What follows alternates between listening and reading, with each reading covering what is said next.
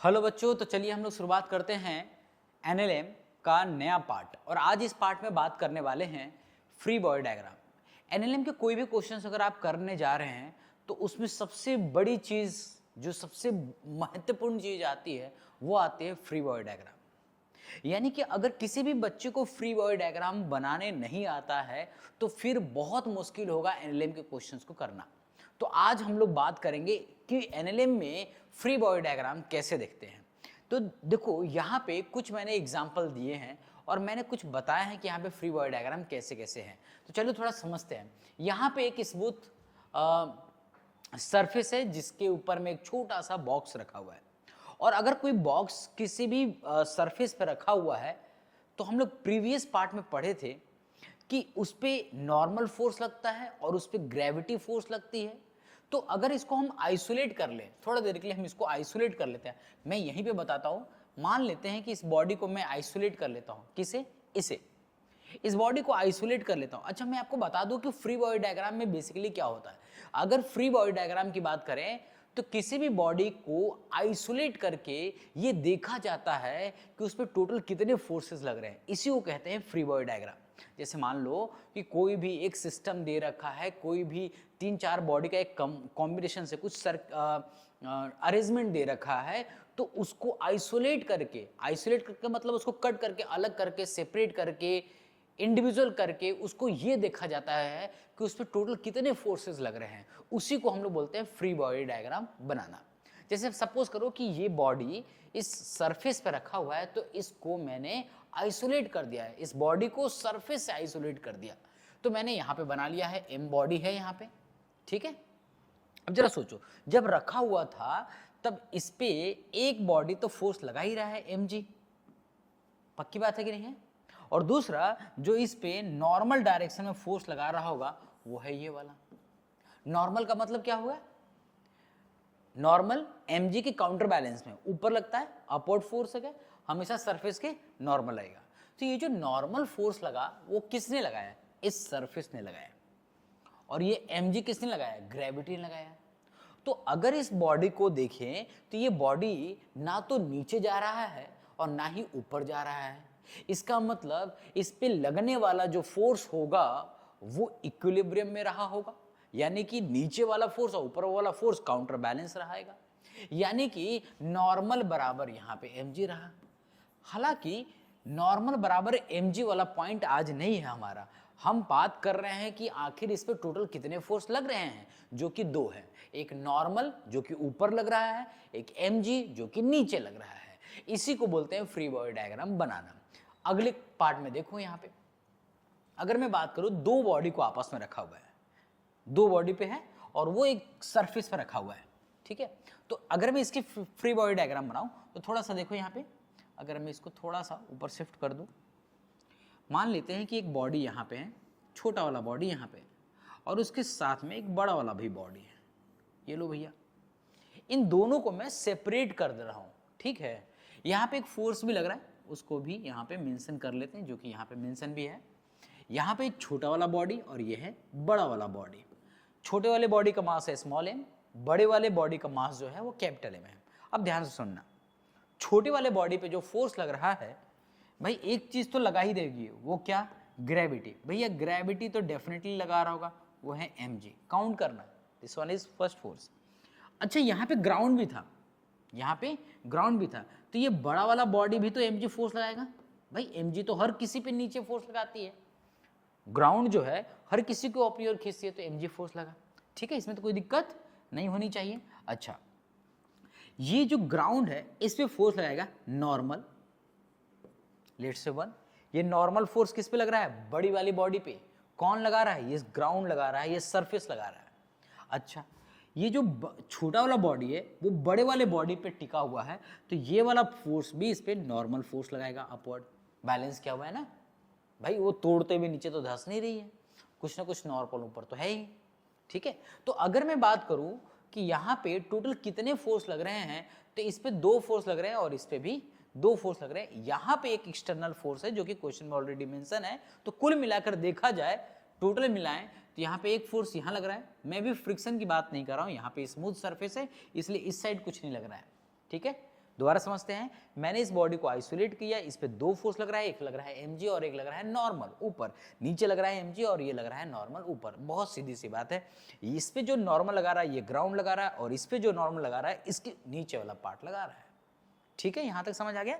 तो बड़े वाले बॉडी पे 3 फोर्सेस लग रहे हैं, 1 2 3, छोटे वाले बॉडी पे 2 फोर्स लग रहे हैं। कोई दिक्कत बेटा? आई गेस आपको फ्री बॉडी डायग्राम वाला पार्ट क्लियर है। देखो फ्री बॉडी डायग्राम इंपॉर्टेंट है, ये तो बहुत बेसिक सा पार्ट आपको सिखा रहा हूं। जब थोड़ा सा कॉम्प्लेक्स वाला पार्ट भी आएगा तब भी आपके दिमाग में यही होना चाहिए, किसी भी बॉडी को आइसोलेट करो, इसके फ्री बॉडी डायग्राम पे देखो। अच्छा, अभी हम लोग क्वेश्चंस भी करने वाले हैं, क्वेश्चन जब करेंगे तो वहां पे भी आपको बताऊंगा क्वेश्चंस में कैसे फ्री बॉडी डायग्राम चेक करते हैं। आइए इस तरह के क्वेश्चंस को फ्री बॉडी डायग्राम बनाकर देखते हैं। देखो यहां पे अगर कोई भी स्लोप है और यहां पे एक छोटा सा बॉडी रखा हुआ है तो इसके फ्री बॉडी डायग्राम कैसे बनाते हैं? देखो सबसे पहली बात तो आपको क्या ना हमेशा के लिए एक चीज मान लेनी है कि इधर में mg sin थीटा होती है। अच्छा, ये से मान लेनी नहीं है, मतलब ये होता ही है, मानना क्या है, होता ही है इस साइड। क्यों होता है भैया इस साइड? इसका भी रीजन देखो बेटा, बहुत सिंपल तरीके से। अगर मैं इसको स्लाइड कर दूं, थोड़ा सा एक स्पेस बना लूं तो आपको बता देता हूं। देखो एक इंक्लाइंड सरफेस था, यहां पे आपने बॉडी रखा हुआ है, देखना बहुत ध्यान से, ठीक है। अब इस बॉडी को मैंने आइसोलेट कर दिया, ये तो पहले था, इस बॉडी को आइसोलेट कर दिया, तो मतलब मैं क्या कर रहा हूं कि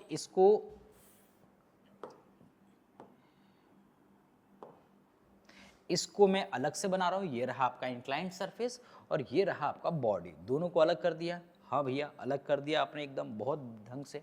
अच्छा सुन, अगर मैं बात करूं इस वाले पार्ट में, अगर ये पहले थीटा था तो यहां पे भी थीटा रहा होगा, हाँ कि ना?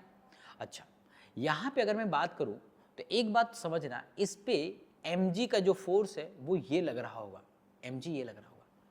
अब आप बोलोगे सर mg इधर क्यों लगेगा? भाई mg तो हमेशा ग्राउंड से परपेंडिकुलर लगती है ना भैया। अगर ये ग्राउंड है तो इसके परपेंडिकुलर ही mg लगेगी, बॉडी चाहे कैसे भी हो mg तो परपेंडिकुलर ही लगती है। इसलिए इस सरफेस पे जो mg लगेगा वो नीचे लगेगा, यानी कि यहाँ पे भी अगर मैं बात करूँ तो यहाँ पे mg लगेगा यहाँ पे, ठीक है। अगर मैं बात करूँ तो इसके 2 कंपोनेंट्स बनेंगे, एक कंपोनेंट्स बनेगा mg cos थीटा, क्योंकि ये वाला पार्ट थीटा रहेगा, तो ये बनेगा mg cos थीटा। समझ पा रहे हो भैया? ये mg था, क्लियर है यहाँ तक? इसके 2 कंपोनेंट होंगे, एक mg cos थीटा और यहाँ पे mg sin थीटा। क्लियर है कि नहीं है? 2 कंपोनेंट्स बनेंगे, mg cos थीटा और mg sin थीटा, 2 कंपोनेंट्स बन गए यहाँ पे। अच्छा, अब जरा ध्यान से देखोगे तो यहाँ पे मैंने ये लिखा mg sin थीटा और इसके परपेंडिकुलर में मैंने लिखा mg cos थीटा। इसीलिए मैंने बोला कि जिस साइड इंक्लाइंड है ना वो आप हमेशा mg sin थीटा ले लो, गलत नहीं होगा। जिस साइड इंक्लाइंड हो उस साइड हमेशा mg का sin थीटा ही कंपोनेंट आता है। क्लियर है? अच्छा, इसके नॉर्मल में क्या आएगा बेटा? नॉर्मल, नॉर्मल सी बात। नॉर्मल किसके नॉर्मल होगा? इस प्लेन के नॉर्मल होगा, ठीक है। हाँ, बहुत सिंपल सी बात है। अच्छा, ये अभी स्मूथ सरफेस है इसलिए हमने फ्रिक्शन की बात नहीं करी। अगर फ्रिक्शन आता तो इस पार्ट में हम लोग फ्रिक्शन में भी ऐड करेंगे, लेकिन हम लोग यहाँ पे फ्रिक्शन क्यों नहीं बात कर रहे हैं? क्योंकि हम लोग अभी एनएलएम का फर्स्ट पार्ट के हिस्से में बात कर रहे हैं। एनएलएम भी 2 पार्ट में पढ़ते हैं, एक विदाउट फ्रिक्शन और एक विथ फ्रिक्शन। तो अभी जो है वो विदाउट फ्रिक्शन के साथ हम लोग पढ़ रहे हैं। अब इसके आगे वाला जो पार्ट होगा, आगे वाला चैप्टर जो होगा वो होगा आपका विथ फ्रिक्शन के साथ, ठीक है। क्लियर है? चलो, तो आई गेस आपको फ्री बॉडी डायग्राम तो समझ में आ रहा होगा। मैं एक बार वापस रिपीट कर देता हूं, फ्री बॉडी डायग्राम का मतलब होता है बॉडी को आइसोलेट करो और ये पता लगाओ कि आखिर उस पर टोटल कितने फोर्सेस लग रहे हैं। जो फोर्सेस लग रहे होंगे काउंट करके देखो, जितने फोर्सेस लग रहे हैं वो उस पर फ्री बॉडी डायग्राम उसका यही पार्ट होता है। क्लियर है क्या? अच्छा, अगले पार्ट में देखते हैं। हाँ, तो यहां से क्या सीखा कि जब भी कोई इंक्लाइंड सरफेस होगा उधर mg sin थीटा होगा। एक बार वापस देखना, जैसे मान लो कि अगर मैं बात करूं कि बॉडी ऐसा है, इंक्लाइंड सरफेस ऐसा है और यहां पे कोई बॉडी रखा हुआ है, इस बार इस डायरेक्शन में नहीं है, इस डायरेक्शन में, तो भी क्या इधर mg sin थीटा होगा? हाँ जी, mg sin थीटा ही होगा। और इधर क्या होगा? इसके परपेंडिकुलर क्या होगा? mg cos theta. इसमें कोई दिक्कत वाली बात नहीं है। देखो इसमें ना दिक्कत आती थी, बहुत सारे बच्चों को दिक्कत आती थी कि किधर साइन थीटा होगा किधर कॉस थीटा। मैंने बहुत आसान बना दिया कि भैया जिस side along the plane side होगा उधर साइन थीटा ले लो और उसके परपेंडिकुलर साइड को कॉस थीटा ले लो, कोई दिक्कत वाली बात नहीं है। चलो आगे चलते हैं। अगर मैं बात करूं इस वाले पार्ट की बात करें, किस वाले में, इस वाले में, इसका फ्री बॉडी डायग्राम बनाओ। अब एक बार मैं फ्री बॉडी डायग्राम तुम्हें बोलता हूं बनाने के लिए, एक बार वीडियो को पॉज कर लो और इसको एक बार ट्राई करो और फिर कुछ देर के बाद फिर प्ले करके देख लेना कि इसका आंसर क्या है। ठीक है, ठीक है। अगर मैं इसकी बात करूं फ्री बॉडी डायग्राम में इस वाले पार्ट के लिए सॉल्व करने के लिए, तो कैसे करेंगे, बहुत सिंपल तरीका है। भैया हमारे पास दो बॉडी है, ऐसा बना लेते हैं, कोई दिक्कत। हमारे पास दो बॉडी है जो कि ऐसा था, ये एक सरफेस से कनेक्टेड था, तो इसमें है क्या, आप दोनों बॉडी को अलग करो। भैया सेपरेट का मतलब, आइसोलेट का मतलब तो यही है कि आपको उन दोनों बॉडी को अलग करना है। ठीक है कि नहीं। चलो यहां से एक फोर्स लग रहा है, ऐसा क्वेश्चन में बोला हुआ है कि यहां से एक फोर्स लग रहा है। ठीक है, यहां से है M1 और यहां है M2, ये रहा M1 ये रहा M2।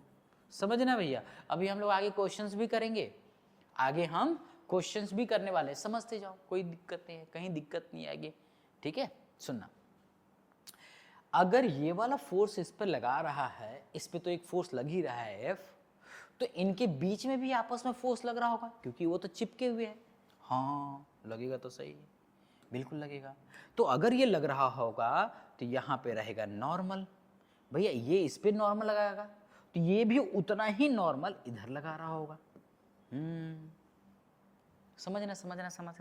देखो देखो देखो, घबराओ मत, कैसे आया मैं समझा ही रहा हूँ। एक बॉडी है एक बॉडी है, अब दोनों बॉडी को ऐसे दबा के देखो भाई, अगर ये चिपके हुए हैं तो ये इस पे डिपेंडेंट है और ये इस पे डिपेंडेंट है। मान लो अगर कोई दो बॉडी है, ये ऐसे घसक रहा है, अगर ये इधर जा रहा है तो ये वाला ज्यादा फोर्स हुआ और ये वाला कम फोर्स हुआ, लेकिन नॉर्मल अभी भी सेम है। नॉर्मल इनके दोनों के बीच में अभी भी सेम है, वो कम ज्यादा नहीं होता, बाहरी जो फोर्स लगा रहे हो वो ज्यादा कम होगा। फिर से देखो, ये है बॉडी और ऐसे खसका रहे हैं तो अभी भी ये वाला, अब ये ज्यादा है लेकिन अभी भी नॉर्मल सेम है। क्यों नॉर्मल सेम क्यों हो रहा है, नॉर्मल होता है बेसिकली काउंटर बैलेंस, जैसे ये इस पे जितना लगा रहेगा उतना इस पे लगा रहा होगा। ठीक है कि नहीं है, तो नॉर्मल ये पार्ट होती है, कोई दिक्कत। तो इस पे कितने फोर्स लग रहे हैं, एक जो यहां लगा रखा है और एक इस पे जो नॉर्मल लग रहा है, दो फोर्स लग रहा है, और इस पे एक ही फोर्स लग रहा है, वो है इसके द्वारा नॉर्मल। ठीक है कि नहीं है, बहुत सिंपल है भाई। नॉर्मल के लिए अगर आपको और भी दिक्कत आ रही है पार्ट समझने में, तो आप ऐसे समझना, नॉर्मल हमेशा किसी भी दो बॉडी के साथ काउंटर बैलेंस लगाती है भाई, जितना उस पे लगाएगा उतना उस पे लगाएगा, इक्वल लगता है।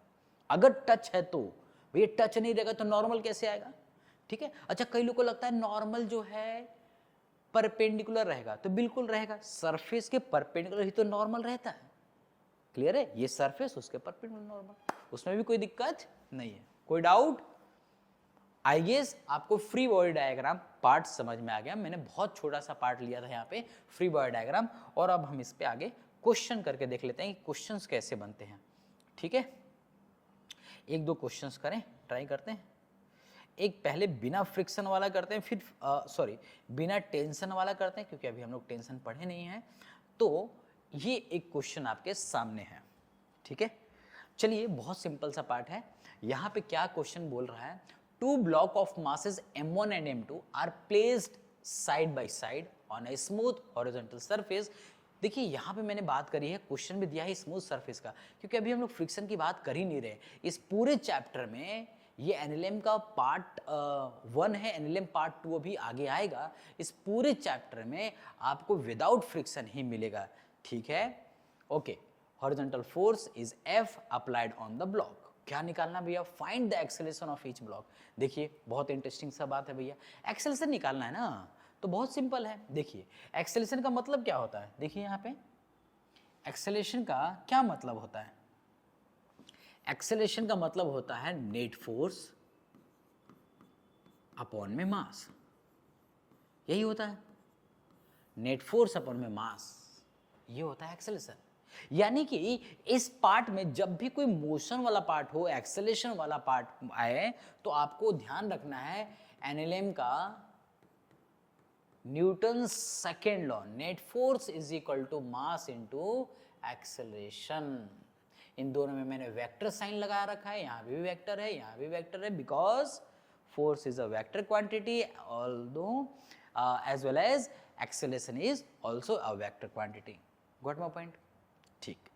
तो अभी जो हमने सीखा फ्री बॉडी डायग्राम, उसका इस क्वेश्चन से क्या रिलेशन है आइए देखते हैं, और कैसे फ्री बॉडी डायग्राम को क्वेश्चन में अप्लाई करना है ये भी देखते हैं। अच्छा, उससे पहले मैं आपको एक और चीज बता दूं, क्या नेट फोर्स का मतलब समझते हैं आप? नेट फोर्स का मतलब होता है कि जो उस पर टोटल फोर्सेस लग रहा है उसका सम, टोटल फोर्सेस का सम जो होगा वो नेट फोर्स होगा। भाई उस पर टोटल फोर्स हो सकता है 4-5 लग रहे हो, लेकिन नेट फोर्स की वैल्यू कुछ ना कुछ आएगी। क्लियर है क्या? जैसे मैं दिखाता हूं, जैसे मान ले एक एग्जांपल, नेट फोर्स समझा रहा हूं, अब इस क्वेश्चन को नहीं कर रहा हूं, अभी नेट फोर्स समझा रहा हूं। सपोज करें कि यहां पे एक बॉडी है m और यहां पे भी एक बॉडी है कैपिटल है, इस पे फोर्स लग रहा है 10 न्यूटन, और यहां पे भी फोर्स लग रहा है 10 न्यूटन, और यहां पे फोर्स लग रहा है 10 न्यूटन, यहां भी लग रहा है 10 न्यूटन। जल्दी से समझते हैं बेटा, बहुत सिंपल सी बात है। यहां भी 10 न्यूटन लग रहा है, टोटल 20 न्यूटन, यहां पे भी टोटल नंबर ऑफ फोर्सेस कितने हैं? टोटल 20, बट नेट फोर्स यहां पे 20 है और नेट फोर्स यहां पे 0 है। समझ पा रहे हैं क्या? भाई टोटल लगने वाला फोर्स किसी बॉडी पर हो सकता है कि सेम हो किसी एक दूसरे बॉडी से, लेकिन नेट फोर्स में वेरी करेगा। ठीक है? नेट फोर्स का मतलब होता है टोटल सम जो लगा रहे हैं बॉडी पे, उसका जो रिजल्टेंट निकाल रहे हैं उसको हम लोग नेट फोर्स बोलते हैं। खैर चलते हैं आगे बात करते हैं। तो इसका हम लोग यहाँ पे कॉन्सेप्ट को इस्तेमाल करने वाले हैं। तो सबसे पहले आपको फ्री बॉडी डायग्राम बनाना चाहिए, तो आइए हम लोग इसका फ्री बॉडी डायग्राम बनाते हैं। चलिए भैया, इसका फ्री बॉडी डायग्राम बनाइए, तो इसको सेपरेट कर दे, ऐसा आपने कहा था। हम बोले हाँ भैया ऐसा ही कहे थे हम। ये रहा m1 और ये रहा m2, इन दोनों बॉडी को सेपरेट कर दिया, बहुत बढ़िया।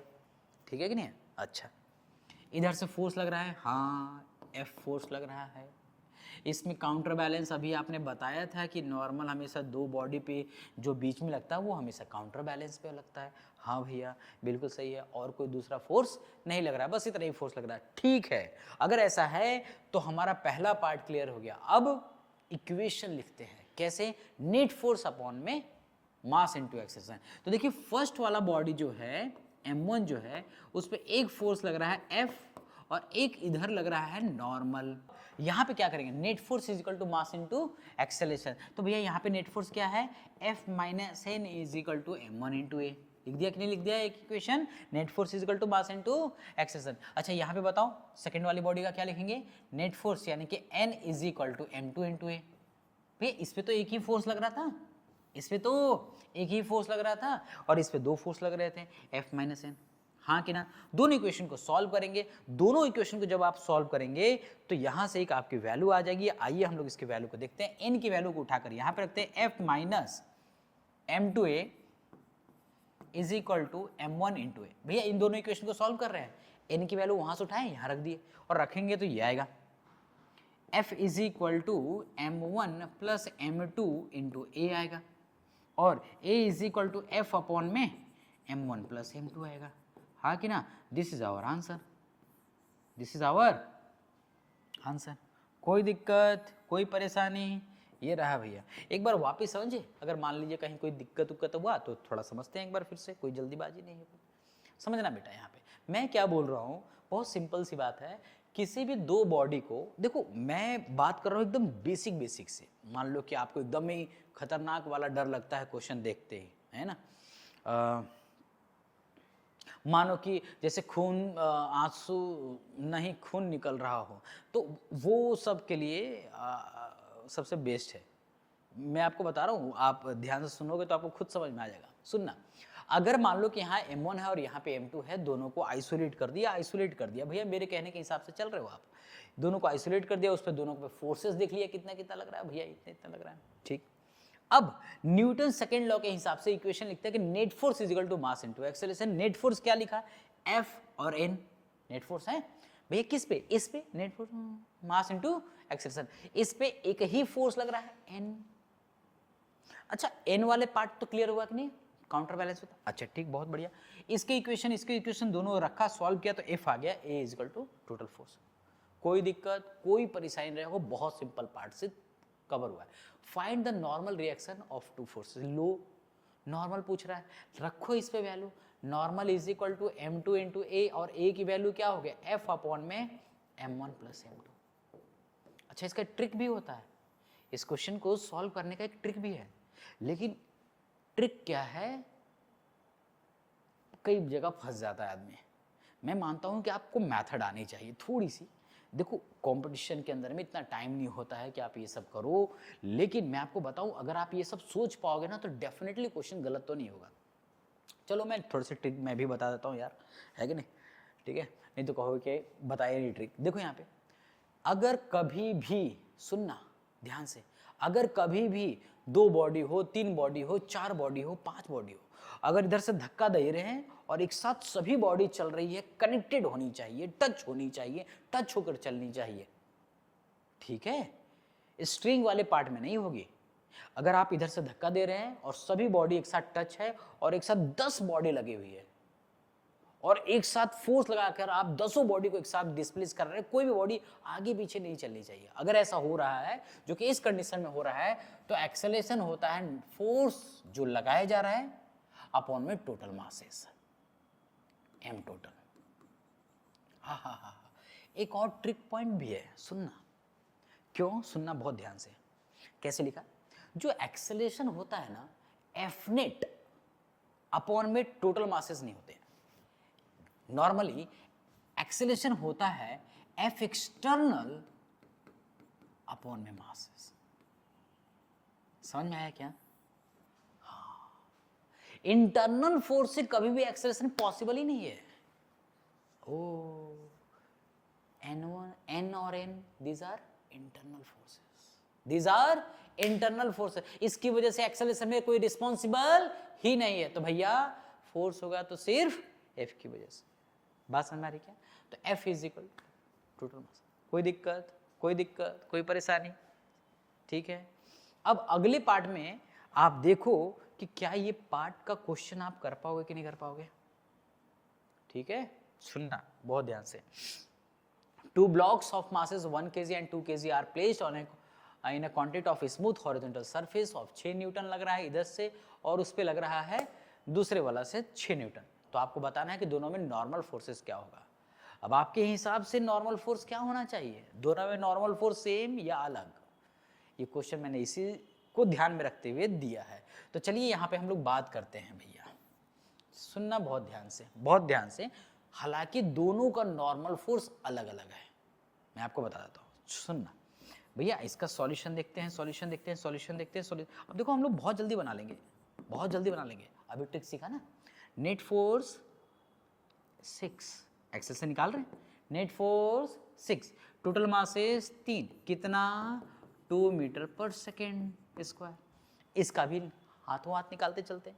एक्सेलरेशन 6 अपॉन में 3, 2 मीटर। ओहो हो सर, आप तो बोल रहे थे अलग अलग आएगा, यहाँ तो सेम आ गया। नहीं नहीं नहीं नहीं, एक्सेलरेशन सेम हुआ है, नॉर्मल तो अलग ही आएगा। नॉर्मल पूछा है आपसे, हाँ कि नहीं। इंट्रैक्शन ऑफ 2 ब्लॉक्स यानी नॉर्मल फोर्स। भैया कौन सी नॉर्मल, ये वाली नॉर्मल, ये वाली नॉर्मल, ये वाली नॉर्मल। ओके, नॉर्मल अगर आप लग रहा है तो इसके फ्री बॉडी डायग्राम देखेंगे तो इस बॉडी पे एक ही नॉर्मल लग रहा होगा। आइए थोड़ा सा फ्री बॉडी डायग्राम देख लेते हैं। यहाँ पे केवल हम बना रहे हैं 2 kg वाले का, क्यों, जरूरत ही केवल उसकी है। भैया 2 kg वाले पे एक ही नॉर्मल लग रहा होगा इस साइड से, हाँ ना। 1 kg वाले पे 2 फोर्स लग रहा है, एक 6 और एक नॉर्मल। तो हमें नॉर्मल निकालना तो सीधा यहीं से निकल जाएगा। नॉर्मल इज इक्वल टू, बताइए, 2 इंटू 2, इट बिकम्स 4 न्यूटन। यहां से नॉर्मल, समझ आया कि नहीं आया, समझ आया कि नहीं आया। यहां से जब हम नॉर्मल की बात करेंगे तो यहाँ पे जो नॉर्मल लेंगे वो सिर्फ 1 kg वाले पे लेंगे, क्योंकि उस पर एक ही फोर्स लग रहा है 1 kg वाले पे। तो यहाँ पे अगर मैं नॉर्मल की बात करूँ तो यहाँ पे कितना आएगा, 2 into A is sorry mass into acceleration होता है ना, तो मास हो गया 1 और ये हो गया 2, तो यहाँ हो गया 2 न्यूटन। तो देखो भैया, इस पे जो नॉर्मल लग रहा है वो 4 न्यूटन का, जबकि इस पे जो नॉर्मल लग रहा है वो 2 न्यूटन का है। यानी कि ये भी समझ में आया कि बॉडी को किस डायरेक्शन से किस पे फोर्स लगाकर अप्लाई करने पे फोर्स कम ज़्यादा लग सकता है। अगर आप 1 किलो पे फोर्स लगा के 2 किलो के डिस्प्लेस करा रहे हैं तो आपको फोर्स ज़्यादा लगानी पड़ेगी। ज़्यादा मतलब मोशन के लिए उनके बीच का जो फोर्स की बात कर रहे हैं, उनके बीच का, ठीक है। और जब आप 2 kg से लगाओगे 1 kg पे तो इंट्रैक्शन फोर्स कम होगी, ठीक है। समझ में आ रहा है? अब देखो भैया, आपको समझ में तो आ जाना चाहिए, यहाँ तक बहुत सिंपल तरीका है, ठीक है। अब अगले पार्ट में हम लोग बात करेंगे, ठीक। चलो।